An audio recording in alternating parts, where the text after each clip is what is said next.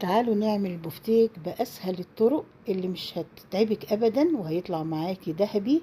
وكمان القشرة مش هتقع من عليه، وهيتقلي بمنتهى السهولة ويطلع طري جدا زي ما انتوا شايفين. يلا بينا نشوف الطريقة. كيلو من البفتيك، وعندي 2 من البيض، ودي طبعا حسب الكمية، يعني الكيلو بياخد 2 من البيضة. وعندي بصل مبشور، بحط عليه ملح عشان خاطر معلقة من الملح عشان ينزل المية بتاعته. وببدأ احط البفتيك بين كيسين، او بطبق الكيس عليه بالمنظر ده وافرده عشان خاطر لما باجي اقليه ما يتقوس مني لفوق، وفي نفس الوقت يطلع مستوي. بنزل المية بتاعت البصل، وانا هنا عاملة حوالي معلقتين من مية البصل، بحط عليهم معلقة صغيرة من الهريسة، ودي طبعا حسب الرغبة.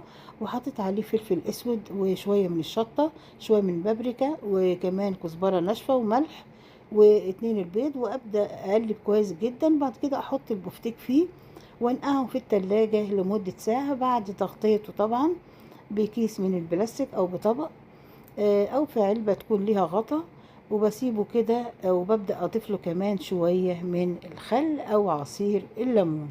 الخل بيبدأ يفتح الأنسجة بتاعته ويخليه يستوي بسرعة، وكمان يخليه يبقى مقرمش وطري من جوه.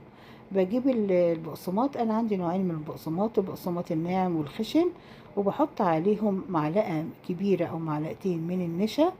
بحط عليه شوية من الكمون، شوية من البابريكا، وكمان شوية من الفلفل الأسود بسيط جدا، وشوية من الملح بسيط. بقلب كل الكمية مع بعض وبسيبها كده على جنب، وأبدأ أحضر البفتيك أحطه في البقسماط. أبدأ أضغط عليه كويس جدا عشان البقسماط يبدأ إن هو يمسك في قطعة اللحمة. وبعد كده ببدأ أحطه في زيت غزير ويكون سخن جدا. واول ما بحطه ببدأ اهدي عليه النار عشان يستوي براحته، ما يبقاش ني من جوه. وطبعا بعمل الكمية كلها زي ما انتوا شايفين.